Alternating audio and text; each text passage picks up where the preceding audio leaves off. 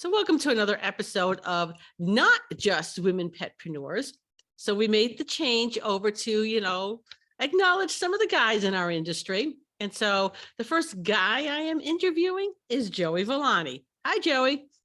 Hello, Mary, and I am so honored to be on here. When you first asked me, I said the same thing. I said, I thought this was just for women. So I am honored to be the first male guest. Yeah, you know what? I started this because it was sort of like a give back to the industry because I've had so many women who really went out of their way to help me. And I wanted to acknowledge that. But you know what? We've been doing this for like 4 years now. And I think it's time to add some of the guys in here. Well, that's great. And again, I'm honored. All right. So Joey, how did you get involved in the pet industry to start off with?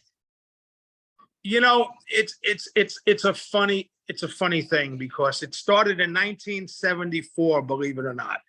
And John Nash, as a lot of people know, was the founder of Nash Academy, had a grooming salon called Superdog in my hometown. John and my older sister were very good friends. And he opened up the salon in 74. So you can only imagine a grooming salon in 1974. Nobody knew what they were. I was a pet lover. I used to go hang out there. I was 9 years old, go see the dogs. And he got sick of me. And he said, if you're going to hang out here, you're going to work. And the first dog I ever groomed was in November. And I think it was November 17th. I'm not 100% sure, but I don't know why. Of 1974 was a full-coated sheepdog named Cecilia. And they put a universal slicker in my hand and a speedy dryer. And I cried the whole way through. I bet you did. Horrible. I'm not going to lie. You know what? There's always like a dog, I think, that either makes or breaks us. That definitely broke me that day. Yeah. And for me, it was a Gordon setter named Taz. And Taz was a retired show dog. Okay. And I can remember I was working corporate at the time. And Beth Cristiano, she was one of my sisters. Right. And the store manager was the owner, not that store manager, but another store manager. And this dog played me like the newbie I was. Oh, that Gordon setter that was basically a bath on a brush because his show career was over. That dog took me 5 hours to do. It's, you know what, when you look back at it, and I know, you've been doing this a long time as well. We didn't have all the equipment that they have today, which made a lot different. I have a guest here that wants to keep bothering me. This is my 40-year-old umbrella cockatoo. So her name's Gurney. So hi, Gurney. Oh. Yeah, I got Pooh Bear here. Pooh Bear is a staple of the show. Pooh Bear. Hello, Pooh Bear. Pooh Bear lives in the sweatshirt, and it's only really problematic in the summertime when it's hot and he still wants to be in the sweatshirt. It's very typical. Yep. So you started off then in Jersey, correct? That's your Jersey boy. Correct. Okay. And so I know you ended up as an instructor for the Nash Academy. Is that correct? Well, what ended up happening was is the Superdog turned into the Nash Academy. So okay. John turned it into the Nash Academy, and I had worked weekends through high school. Everything I kept developing my career until I graduated high school. When I graduated high school, I became a full-fledged instructor at the Nash Academy, and that's how it started. Then I took over the New Jersey school from John in 1998. Wow. So, and I owned and operated it from 98 to 2011. And that's when I thought I was retiring at that point, but that didn't happen. No. So some of the older listeners will remember you from Groomer Has It. Yes, absolutely. So how did that happen? It was funny. I just got a phone call one day from Discovery, and they said that they're doing a grooming show, and they needed a reality show judge. And at the time, in reality shows at that time, it was fairly new at the time. And I didn't know too much about it. And of course I said yes. And did 2 seasons on that. And I have to tell you, it was very, very exciting. We had a good time. Matter of fact, some of the groomers are still in the industry, like Yeah. Jonathan Davis, who's also a Nash Academy graduate in our New Jersey school before I owned it. Okay. Yeah, there are several who are. I mean, and we saw some new, they were just beginning their careers. I mean, Jorge, I will always, till the day I die, remember Chicken Joe. Chicken Joe was a lot of fun. Yes, I bet he was. So it was a fun show. I had one of my clients who was like, "Oh, why don't you go on the show?" And after I finished laughing, saying, "No, please don't put me on TV. That's not gonna, that's not gonna go well for anybody. So let's leave it at that." It's funny because the one thing that I didn't understand at the time, and then I understood it later on, was we're groomers and we do things a certain way, and the show had a certain way that they wanted to do things, and I was against it. But what I realized at the end was they even the playing field out for the groomers that weren't as technically sound as some of the other ones, because the dogs that were brought in were everyday dogs. They weren't show dogs. They were dogs that they sometimes, which I didn't really like, what they would find on Craigslist, but they were like the dogs that you would see in your grooming salon. So everyone was equal at that point because they were all just doing grooming salon dogs, and they were dogs that everyone did every day. So if you had the good show groomer in there, it brought that person down to the same level. So I have to say it was something that, kind of after I thought about it, I said, you know what, that really wasn't a bad idea how they did this. Okay. It was a fun show. I think my favorite episode, and I understand I was a mobile groomer already at this point. My favorite episode was when then Jonathan David and Jorge in the mobile van They had the accent. had to hit the tree. And I'm like, yeah, that is so relatable. I would hate to tell you how many basketball hoops I have taken down over the years. Well, I got to tell you a little backstory to that. So Discovery didn't know how they were going to tell Wagon Tails that they just damaged their truck. It was a big thing when he hit that branch, because it put a nice dent in the truck, and the truck was actually just being leased from Wagon Tails for the show. So, well, I hope everyone had insurance. I'm sure. I don't know, but I'm sure they did. I'm sure they did. But anyway, that was like such a relatable issue. It was like, yeah, that's mobile grooming right there. That absolutely. And you know that better. I've never been a mobile groomer, but I know you did it for quite some time. Yeah. It's those things. It's the broken mailboxes. It's the I took wires down one time to a house. Yeah, so stuff like that happens. But the other show that people, more recent show, is going to be Pooch Perfect. Mm-hmm. So tell me a little bit, how did they contact you? Was this the same thing? Just, hey, Joey's. I'll tell you what, that one was funny because I did a show, a nationally syndicated radio show called Animal Radio. And we had a sponsor on it called Gift of Life. And they had a peptide that you would give to pets. And somehow or another, he reached out to me, the sponsor, and said, somebody, because I did the Australian leg, somebody from Australia is trying to get a hold of you. They want you to do a television show. Okay, I knew nothing about it.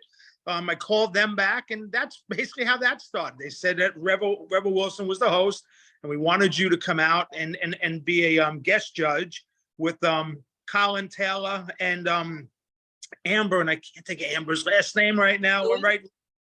What's that? Louis? Is it Louis? Yeah. Who and you know what? They were incredible, and went out to Australia, flew me out there, and that show was a lot of fun. Then they did the U.S. version here, which I was hoping that I would have gotten one of the judging jobs, but I didn't. But Jorge, who's fantastic, I was really happy that he was the grooming liaison for our industry as the judge. Okay, it was a fun show. It was a fun show, and they had some. I think they choose well. They chose well when. Well, I will take it back. for Groomer Has It, I thought you were a great judge. And I know there was 3 of you. Okay. There was the vet, there was Mhm. you. Who was the third person? Xavier Santiago. He was a Malamute handler.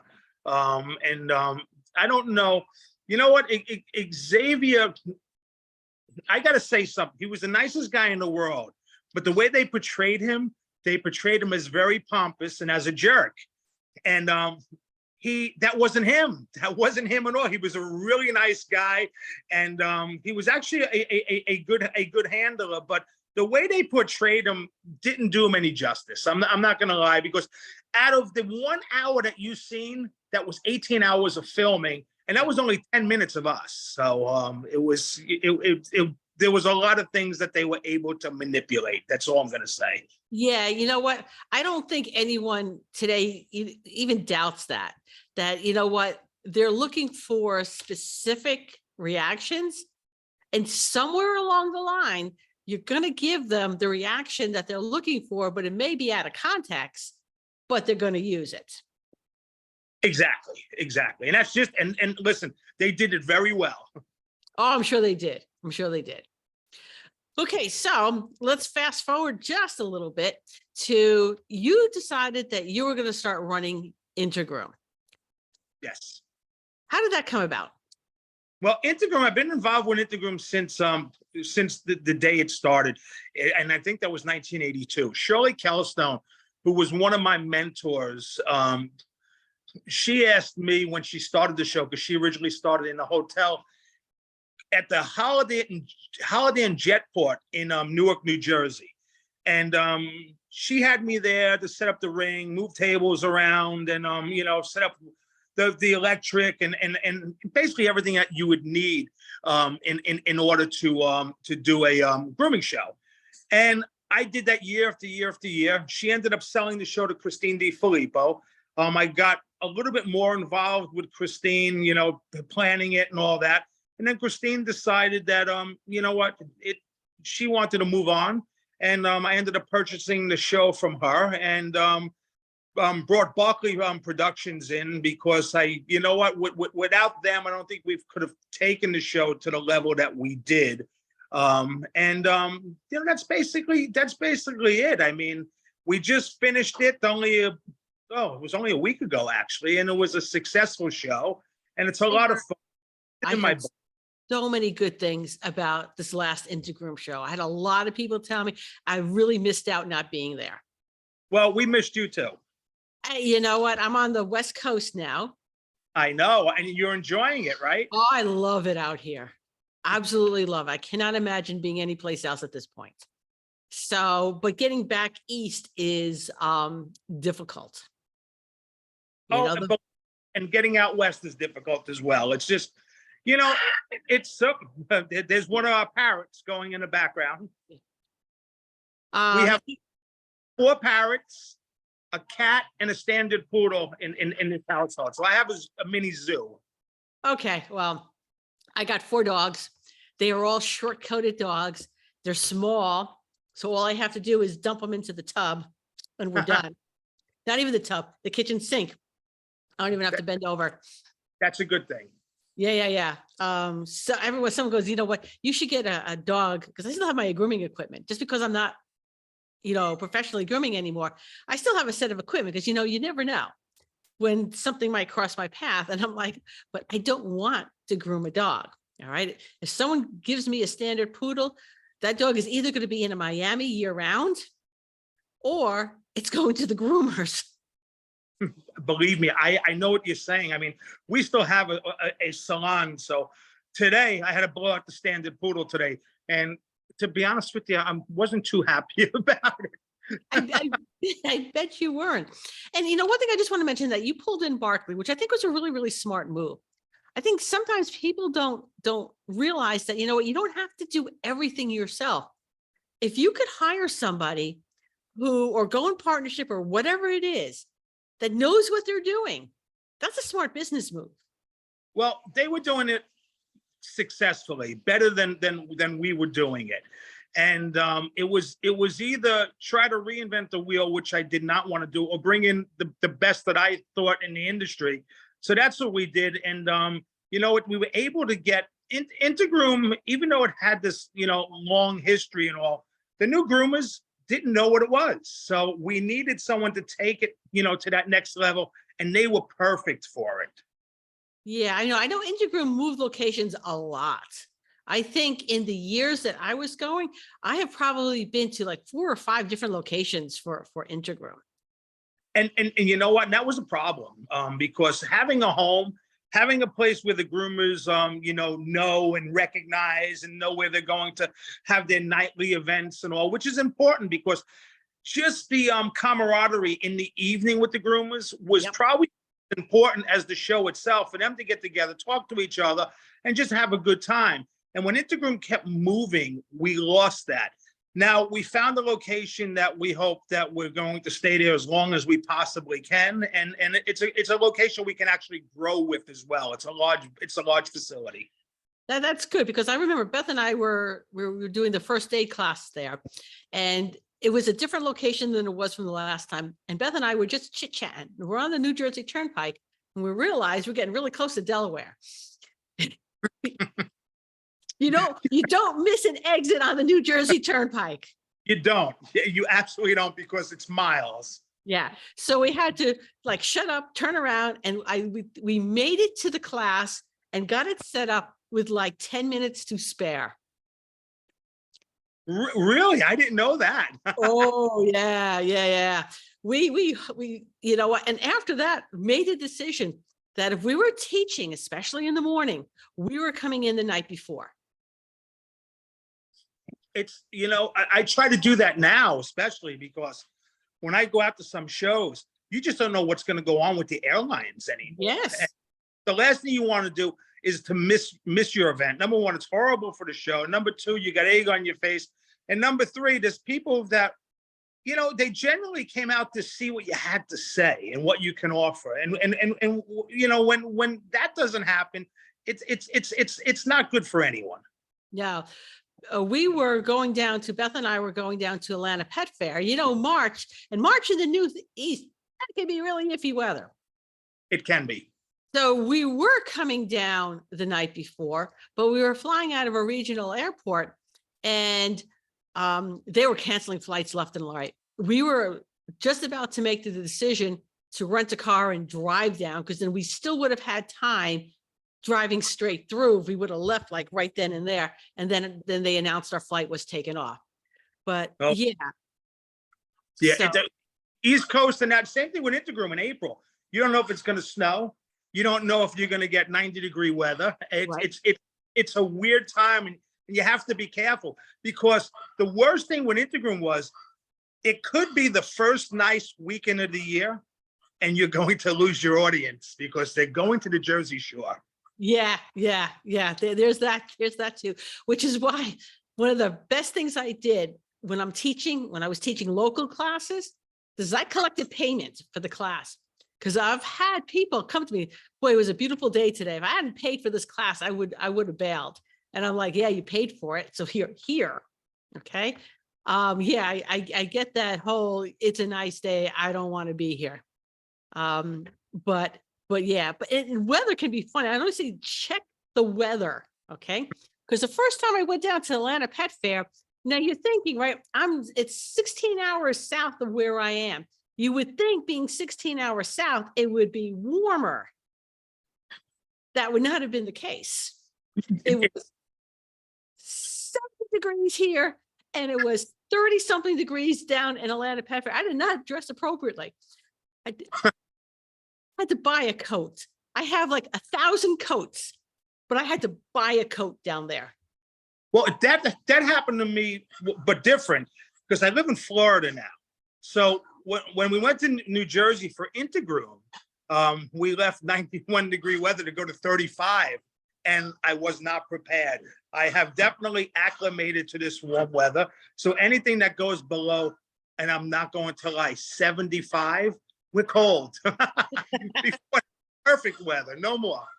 You know, what I like about the temperature here where I am in the Pacific Northwest, it is very moderated temperature. It doesn't get overly hot and it doesn't get overly cold. So anywhere the temperature year round will average between a low in the evening of maybe 28 degrees and the high is like a maybe mid 80s, and that's average. I mean, it can go above, it can go below, but that's average.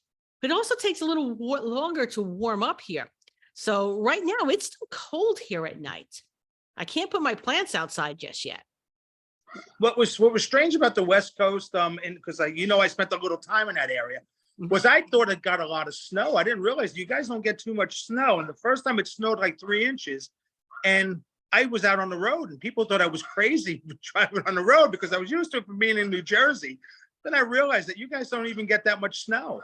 No, no. And when they do get, significant snow, it's crazy. Okay. So while we were having the house built, my husband was coming out to do an inspection, and they had a storm and it dumped about 3 inches. Okay. Which is not too bad. Okay. There was a great deal of panic over that. And then he was supposed to leave on the Friday. And I'm like, you need to get to the airport like really early in the morning because they're getting a snowstorm, and they're getting a significant snowstorm. They got dumped over 12 inches of snow. And I said, they don't know how to handle that. If you don't get to the airport, I-5 is going to be a parking lot. Okay. And you know what? One of the few times the man listened to me, he got himself to the airport and I-5 was a parking lot. Well, that's good that he listened to you. Yeah. Because, good. No, go ahead. No, I was going to say, because that's one of the things that I do is I don't listen to my wife, who's usually right most of the time.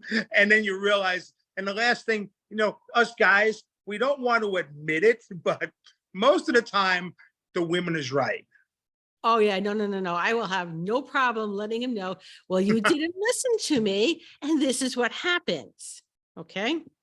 He went to the supermarket to get like a bottle of water. And he said he has never, even in the Northeast, when we get like nor'easters and stuff like that, he says, I've never seen anything like that. I always thought it was like a joke, but the shelves were bare. There was like no water. There was no bread. There was no milk. There was no nothing. He could have said, I couldn't even get a bottle of soda. And that happens. And that happened. So I think that motivated him to get his butt to the airport and stop messing around. We're going to take a quick commercial break. And we're back. Okay. So so a lot of people look up to you because, you've been in the industry a long time. And so you're that icon that people look up to.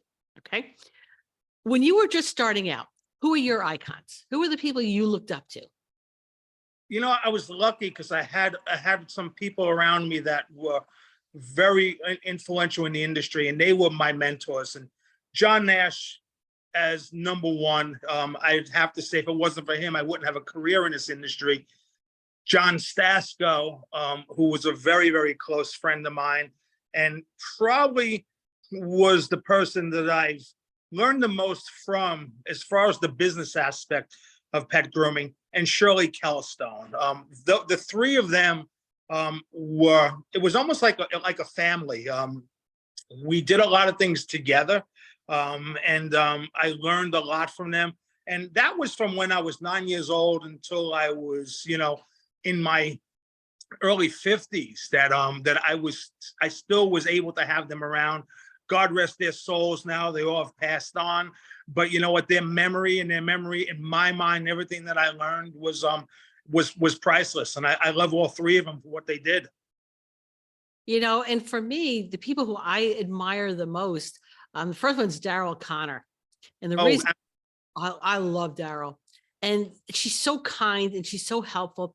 And she's the one that actually took time to help me with my writing career. She's the reason I have a column in Groomer to Groomer magazine is because of her. But I remember, and I think it was the New England show. Beth and I were doing, and it was our first time we were doing the pet first aid class anywhere outside of the Backer show. Okay. So the first time in the pet grooming industry, and Beth and I were just standing there, because you know what, we're like the new kids at school. We don't know who we're talking to. I can remember sitting in that little bar area. I don't remember which, because New England also moved around a lot Yeah. too. And Daryl just walks over to me and Beth, and she goes, "I heard good things about your class," and just corralled us over to a group of other speakers and said, "I wanted to introduce you to some people. And when are you coming up to Maine to do a class?" And she just was so welcoming in, to somebody who was new and didn't feel like we had a place yet in the She's industry. a wonderful woman and very gracious and always offers her knowledge Mhm. and help with new groomers. Daryl is just a wonderful person. Yeah. The other person is Suzeko. I Oh, adore Suzeko.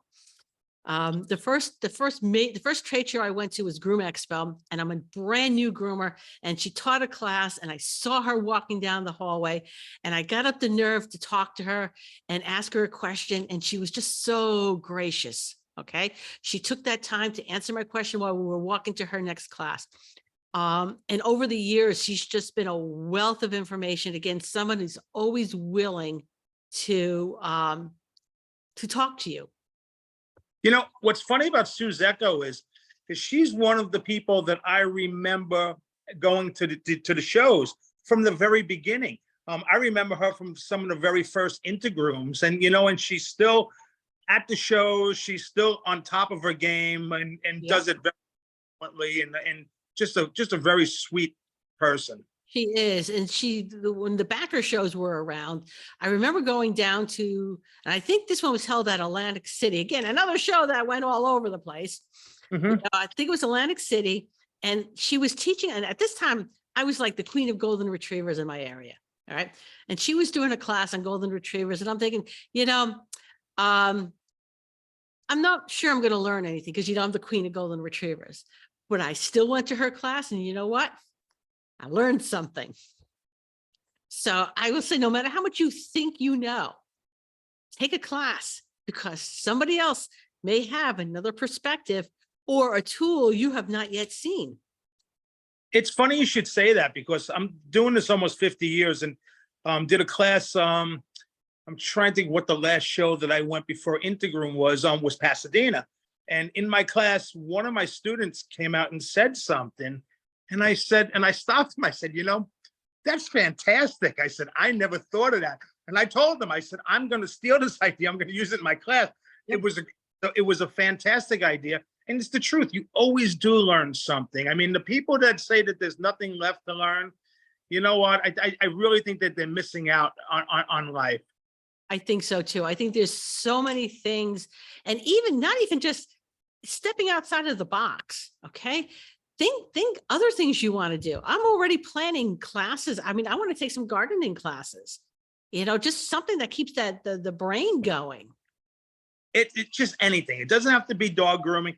And it's funny because we have so much going on. And my wife, who's trying to keep the birds quiet outside behind me, you know what? She is the driving force behind me. I hate to say it because sometimes, because I've been doing this so long, you get lost in the shadows, but she is the guiding light, the person that keeps me fresh and keeps us thinking constantly on what's new and how to improve. And let's take these classes and let's do that. And it's really it's what I think keeps me young in the industry as well, because she constantly makes me think about how to push it a little bit further. Well, you know what? It's the reason I love going to trade shows.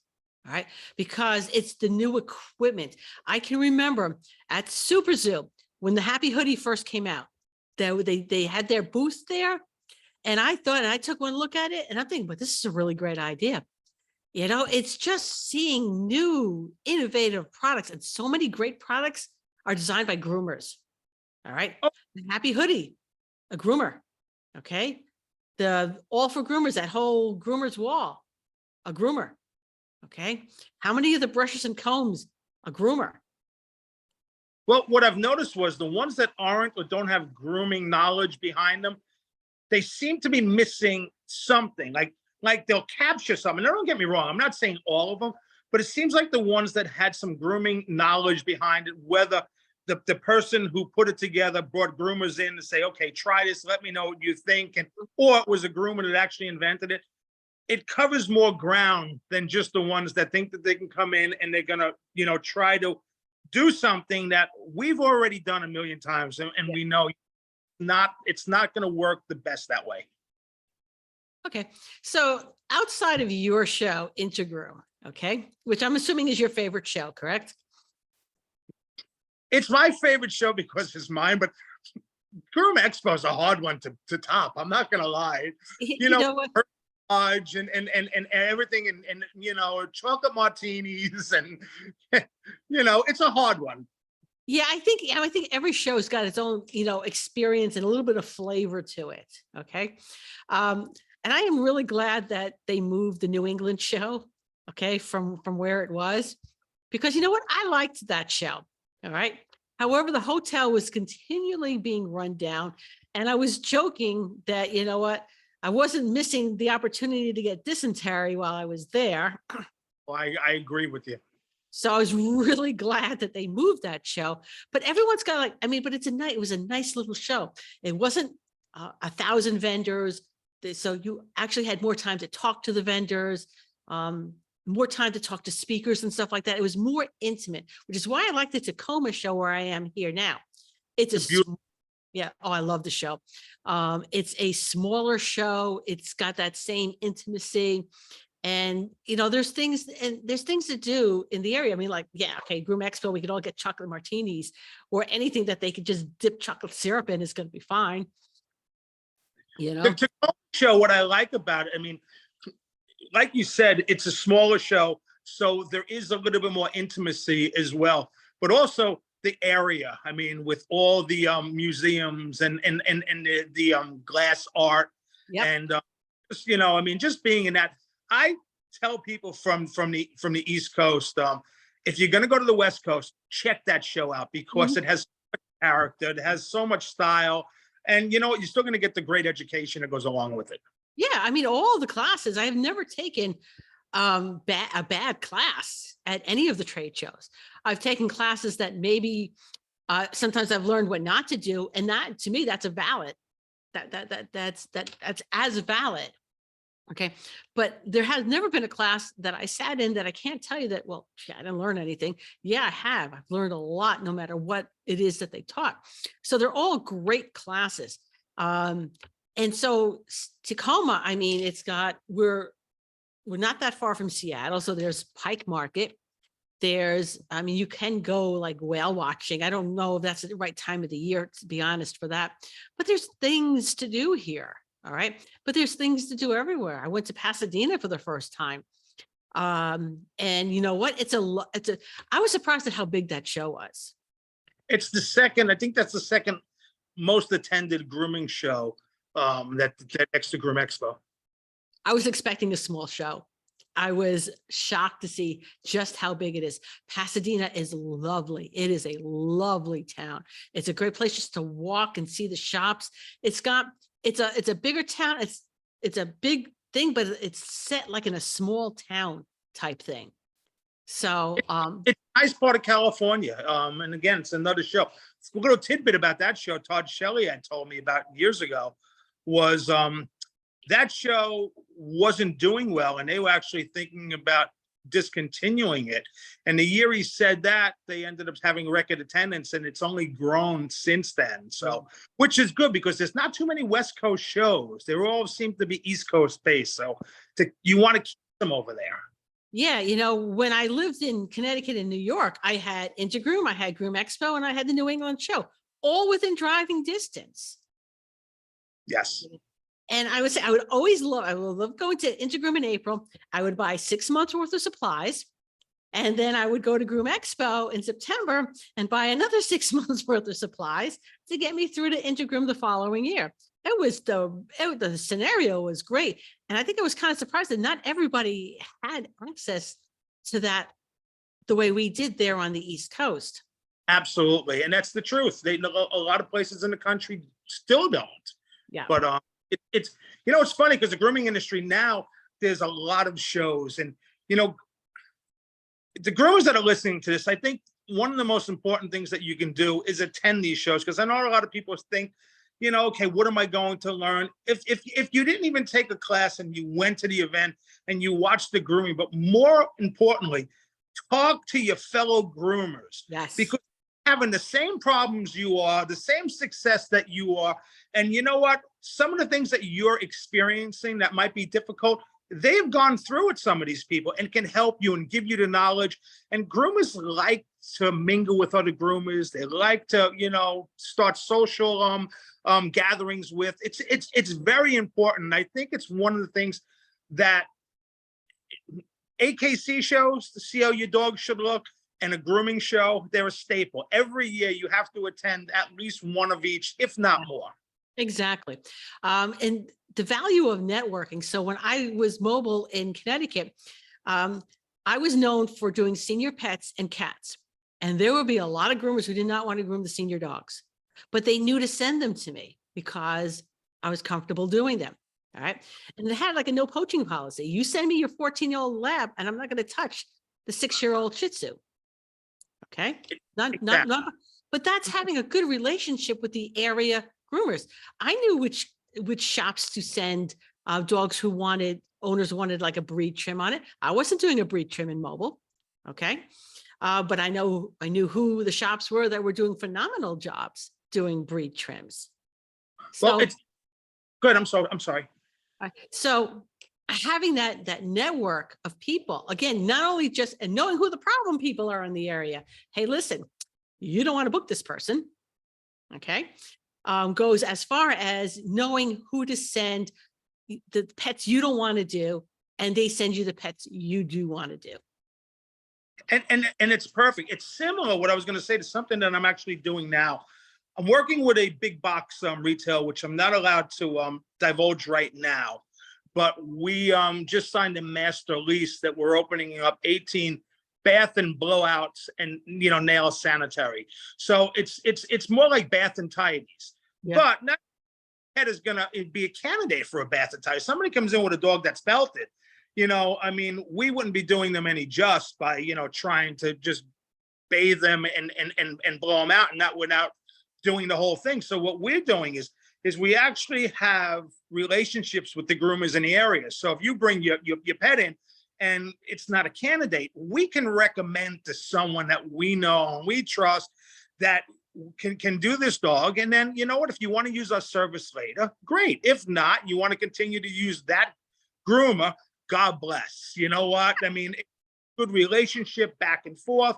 And it's, it opens up the line of communication that we can all work together. There's so many pets out there. Groomers should never be afraid that someone else is going to take your business, because there's too many pets. There's too little of us. Exactly. You know what? One of my clients was the town clerk for the city of Danbury. So that I know my number. I know these numbers. City of Danbury had 9,000 licensed dogs. That's not the unlicensed dogs, and that's not the cats. Okay. Wow. And it's a small city. I mean, it's a city, but it's a small city. Okay. You add in the surrounding towns and you're looking at least 30,000 licensed dogs, and not everyone feels the need to license their dog. Okay. Doesn't include the cats. So let's just say that if you groom dogs and cats, you're looking at a regional area that has 60,000 pets. I don't know about you, Joey. I cannot groom 60,000 pets. John Stasko said it best. He said a salon that has 500 steady clients will keep 3 groomers busy 365 days out of the year, and you would never another pet again. So if you look at it that way, we can never do the amount of work that is out there. We need each other, and to know, who we can recommend to each other is very important. So yeah. And and you never know what groomer loves what particular breed of pet. There was one in my area who loved Wheaten Terriers, called her the Wheaten Terrier Whisperer. She could groom Wheaten Terriers 7 days a week, 365 days of the year, and be happy. Okay. And you know what? Those dogs enjoyed being with her because she loved them. God bless. But that's what I said. I like, someone calls me up with a Wheaten. I am going to send you somebody else. It's the truth. It really is. You know what? I hate to say it about doodles because you know what I do. I like every breed, but sometimes you cringe when somebody says they have 120-pound doodle. You're like, no, please don't come here. But it's a terrible thing to say, but sometimes you feel that way. Well, you know what? And you know what? And if you're happy grooming what you're grooming, that's really what matters. That's going to do more to help prevent burnout than anything else. If you're forcing yourself to groom pets you don't want to groom, I had these two little mini poodles, okay, and they would tug for each of their feet. All right, so 8 feet pulling to do the shaved feet, and then they would go limp for the entire groom. I hated those two dogs. I was exhausted by the time I finished those two dogs. It was getting to the point that I was starting to hate poodles in general, not just those two. And I kept raising her price, right? Every time I would get there, I would up it, for both dogs, $10, and she was paying it. And I got to the point that this is ridiculous. And I sat in the truck one day and I'm thinking, how much do I have to get paid in order to groom these two dogs? And okay, let's go back to like 2006. Okay. I was up to $500 per dog. Wow. And I still didn't want to groom them. And so I cried up. I ditched her as a client. And you know what happened? I started to enjoy poodles again. That's what happens. You know what? It's not the money. As much as you want to say that I'll just keep raising the price, and it's not the money. It's just how you feel. I mean, we all have those dogs that, listen, you and I are pet lovers. We love everything, and I love every dog. But I'm not saying I want to groom every dog. And you get those few that you'll think about them 5 days before you have to go to them or they come in, and it ruins your week. Just think. Oh, I have 2 Cocker Spaniels that come in full coat, and the woman drives almost an hour to come to the salon, and I'm honored by it. I mean, it's an honor when someone does that, but you know what it's like to have full coated Cocker Spaniels, and they're in full coated trims, and we're almost at the point, the same thing where, you know what, I don't know, we may recommend her to someone else because it's not fun, it's stressful, and it's not something that I want to do. And I think groomers lose that. I think groomers sometimes, and what causes burnout is they don't realize they're in the driver's seat. You want to do what makes you happy, and that doesn't mean you have to be angry, nasty, or anything about it. But if you're not happy doing it, it's going to ruin your day. You can recommend to someone that'll be ecstatic about doing these dogs. And that's where I am actually with these 2 Cocker Spaniels. Yeah. You know what? And like I said, there's going to be someone who's going to love what you hate. Find that person. Okay. Absolutely. Absolutely. And then, getting it back to the trade shows, at your local trade show, this is how you're going to meet these people. I can remember being at the New England show, and I knew she was local because when she pulled out her debit card to pay, it was the local bank. So it wasn't like Chase or Bank of America. It was, what was the name of it? It's been so many years, but it was the local bank, Union Savings. And okay. I'm like, Union Savings, they only had 4 branches. It was in my regional area. Okay. And she turns out that she bred and showed Samoyeds. Beautiful dogs. Okay. And we started up a friendship. In fact, she trained my daughter to become a groomer. Really? So, yes. I was not training her at this point anymore. I was already mobile. Okay. And you know what? You know how to wash and dry a dog if you know how to wash and dry a Samoyed. Oh, absolutely. I agree with you. Yeah. I agree. Nice double coated dog that when you come out of the bathing room, you're wearing its coat. Yeah. Yeah. But the thing is, if you can wash and dry and comb out that Samoyed, yeah, you know what you're doing. I agree with you 110%. Yeah. So, go to your local shows, and I'm not going to say like peer over people's shoulders to see how they're paying their purchases, but you know what? More than likely, somebody local is going to be somebody local to you. Exchange business cards. Absolutely, absolutely. And you know what? You make your best friends that way. You do. And I encourage, wear wear the t-shirt to your business. So I could just look at you and say, oh, you're from Danbury. I'm from Danbury. Let's sit down and have a cup of coffee and chit chat. Absolutely. You and I think the same way, because in my seminars, I say that, you know what? You want to wear your colors all the time. Let people know who you are, where you are, be proud of your salon. Yeah. And again, that's what identifies you. Yeah. You know, you are your own brand. Be your own brand ambassador. Absolutely. That's my phone.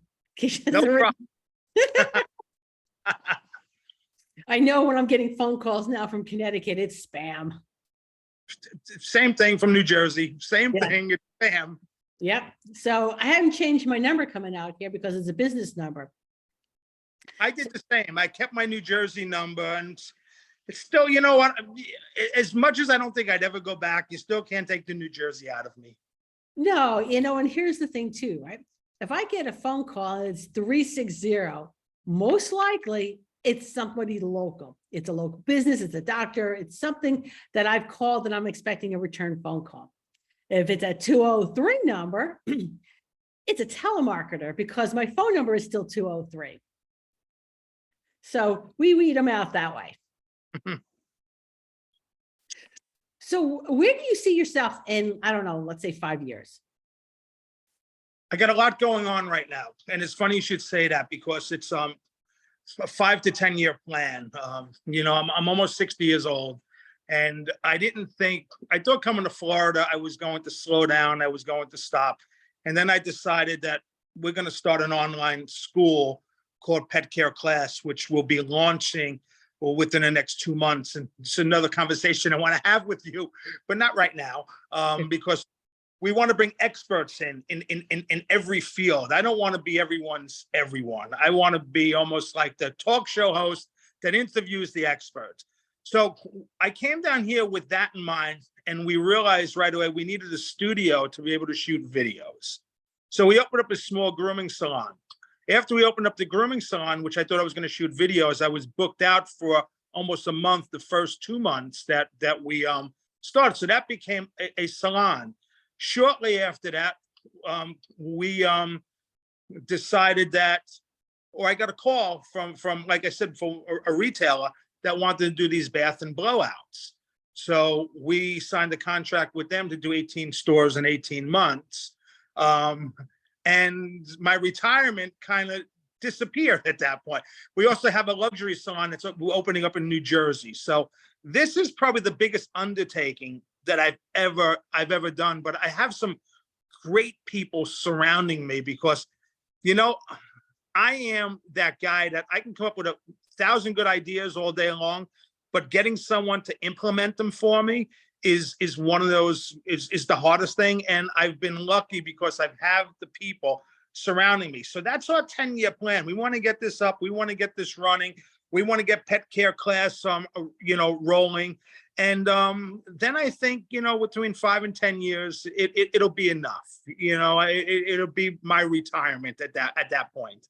Yeah, so I'm 61, I'm going to be 62 this year. So I don't have a 10-year plan anymore. I have a 5-year plan. And I think there's a lot to be said for having a plan and knowing which direction you want to go in. Because if you don't know what it is you want to do, you're just kind of floundering and hope things work.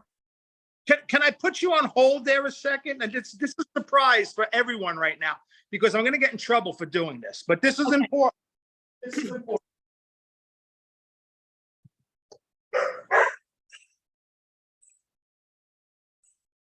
Okay, I had to do this, especially because this is women petpreneurs. I need to bring my wife, Christine, on, because Christine is the most, come on, camera. She is the driving force between everything that we do. And everything what I just told you, she's my big boot that kicks me in the behind when I go off track. I can talk a real good game about a lot of things that I do, and it's do as I say, not as I do, because I break my own rules all the time. And she's the one that, God bless, I am very lucky, that keeps us in line and keeps me marching forward and is able to let me be able to do what I need to do. And I needed to bring her on because if I didn't recognize her, I would be talking and doing an injustice of everything that I'm doing. So Christine is the one that keeps me on track. Hi, Christina. Hi, nice to meet you. Nice to meet you too. Okay. And yeah, if he was an employee, he'd be fired if we were going by his game. That's okay. You know what? I fully will acknowledge that if somebody was to hire me, I probably would get fired too. Okay, I think we have a bird saying hello and she has to go keep him occupied. That's okay. So I'd like to finish up with like some words of wisdom. Give some advice for fellow groomers. Fellow groomers, grooming is very physical and it's difficult in the beginning, but it becomes very rewarding, which it has been for me, and I know it has been for you, Mary. And stick with it because it's a career that you can take anywhere with you. You can go anywhere in the world. You want to move to Hawaii? Go to Hawaii. My wife is a testament for this. She raised 2 children. She was a single mom, was able to raise it working out of a home, ended up purchasing the home and was very successful. And her story is not unique. Yep. It's something that can be done if you just keep your nose to the grindstone and move forward, and you can have a rewarding, lucrative career. Oh, absolutely. Absolutely. Joey, thank you so much for taking time out of your day to be here. I really appreciate it. I'm honored to be on this show, and thank you so much. And I hope to do it again sometime. Okay, so everybody join us next week when I interview another person making a difference in the pet industry. Thank you, Mary.